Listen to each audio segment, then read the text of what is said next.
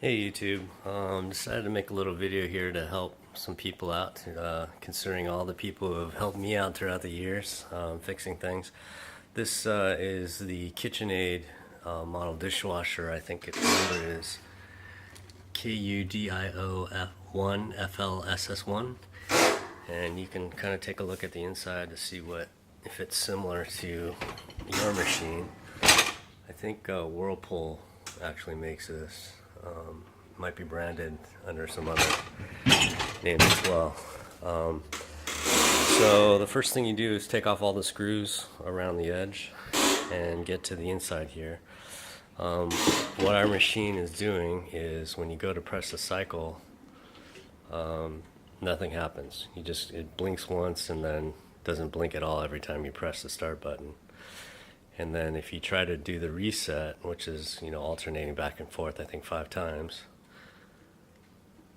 they all light up. And then these buttons don't do anything anymore. You can cancel it, but nothing happens. And what I found out was, after some searching on the net and playing around with it, was 2 things.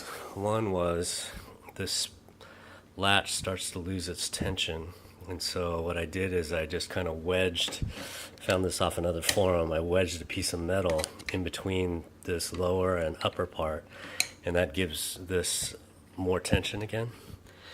The other thing is where that spring engages here, right here, you can hear the micro switch clicking. So when that latch engages this part here, you can see how it moves this micro switch right here. So what I did was I just put in a little piece of 1/8 inch rubber right here, and I'm going to put a piece of duct tape right here to hold it in. But that takes up the gap right there, and you can see here, I don't know if it'll focus, but the latch now has a place to push down here, and then that engages the micro switch. And let me show you real quick. So if I wedge this in here temporarily and engage the switch,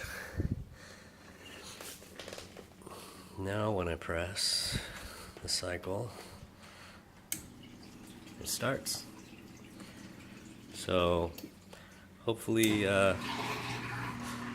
this helps somebody, and definitely save you a few $100s maybe.